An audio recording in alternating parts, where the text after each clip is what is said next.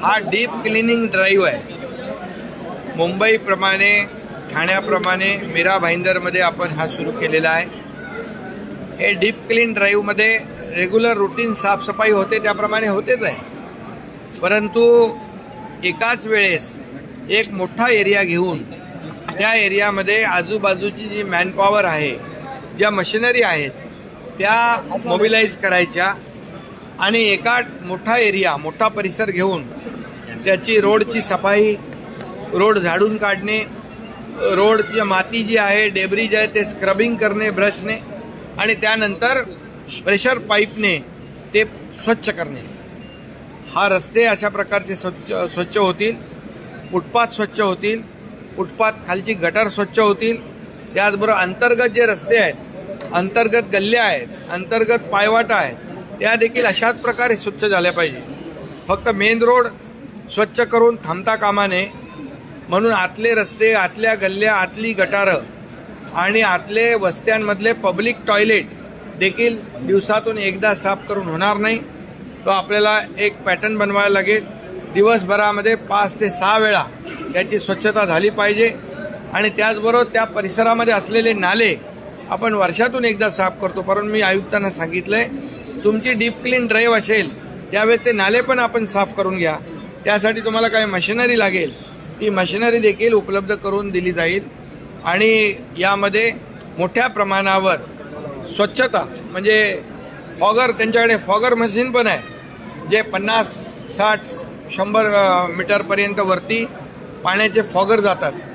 Anti smoke gun आहे, त्यातून मोठ्या प्रमाणावर हवेतले धुलीकण जे आहेत हे धुलीकण देखील खाली येतील आणि ते सगळे सेटल होतील.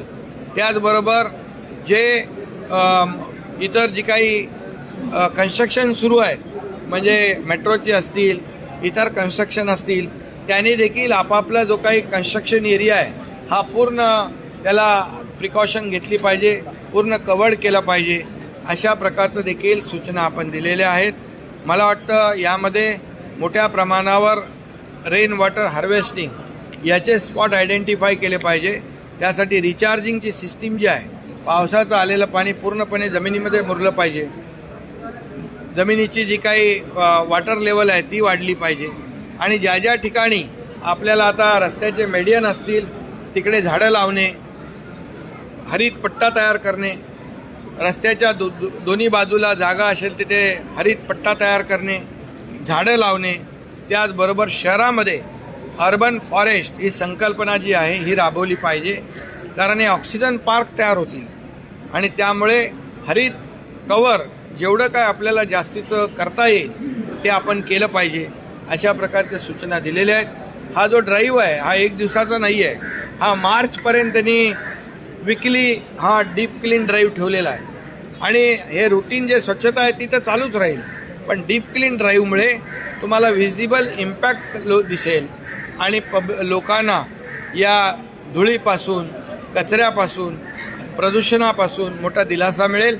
त्यामुळे हा डीप क्लीन ड्राईव्ह जो आहे हा फक्त मुख्यमंत्र्याचा ड्राईव्ह नाही आहे, महापालिकेचा नाही. म्हणून याच्यामध्ये मोठ्या प्रमाणावर नागरिक सामील होत आहेत, NGO सामील होत आहेत, शाळेतली मुलं सामील होत आहेत आणि त्याचबरोबर ज्या NGOज आहेत मोठमोठ्या ते देखील त्याच्यामध्ये इंटरेस्ट घेऊ लागलेले आहेत.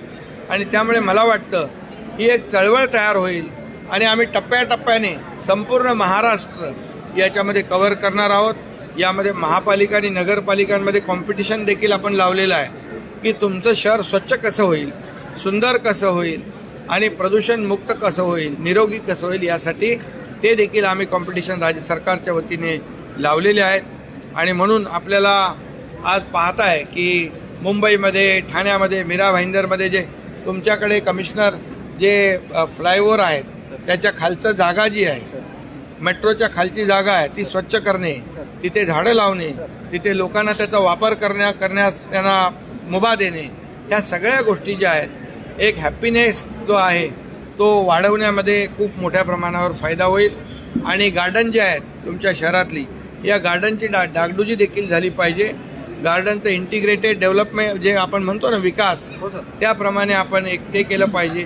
त्याचबरोबर जे तलाव आहेत या तलावाचं सुशोभीकरण, सौंदर्यीकरण हे देखील झालं पाहिजे. कारण तलाव असतील तर चौपाटीसारखं त्याचा लोक आनंद घेतील. आणि म्हणून एक शहरामध्ये फक्त उंच बिल्डिंग म्हणजे विकास असं नाही. तर हे जे काही आता आहे हे आपण इथे हे ऑडिटोरियम होतं आहे, मोठं कलादालन होतं आहे आणि बाळासाहेबांच्या नावाचं कलादालन होतं आहे, नाट्यगृह होत आहे.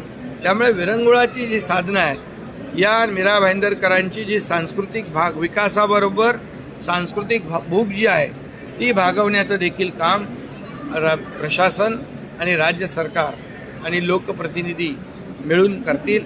अशा प्रकारचा आमचा एक चांगला प्लॅन आहे आणि हा प्लॅन इम्प्लिमेंट करण्यासाठी आयुक्तांना, इथल्या दोन्ही आमदार आहेत तिकडे, या सर्व लोकांना सूचना दिलेल्या आहेत.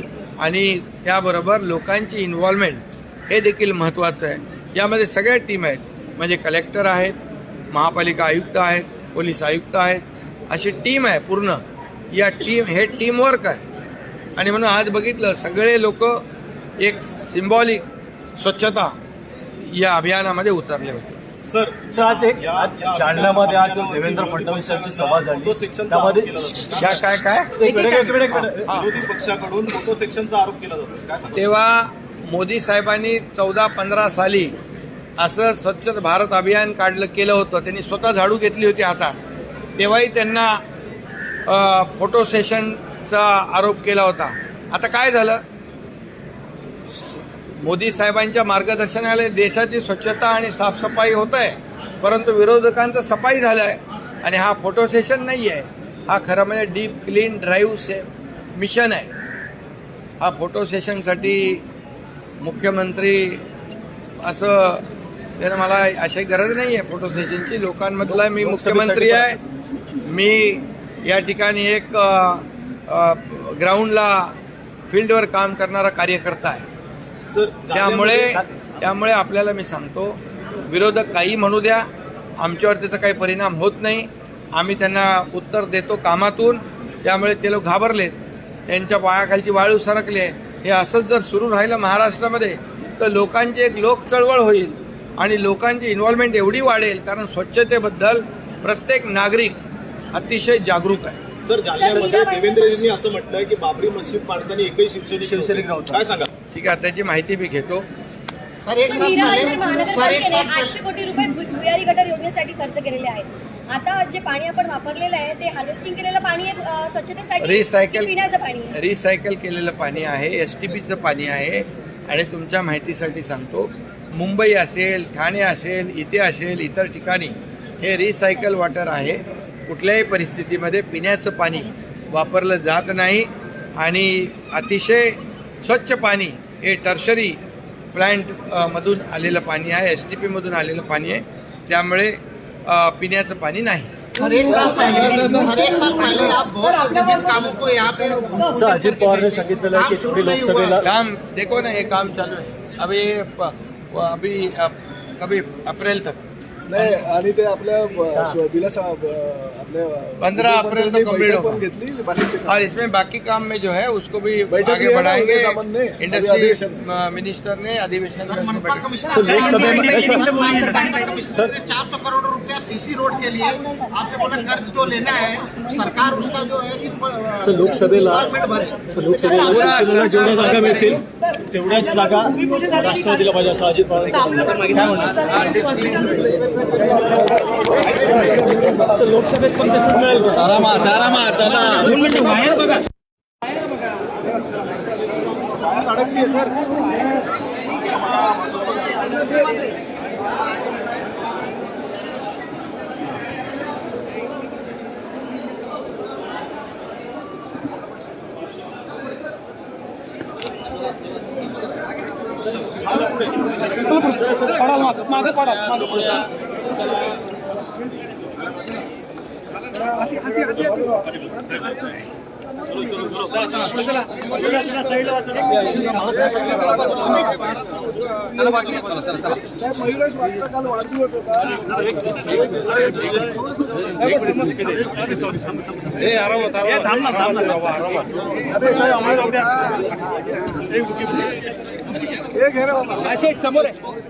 इकडे इकडे मित्र जरा थांब, फोटो काढून त्यांचा.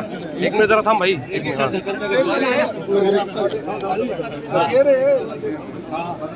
काढ रे बोलतो पण का.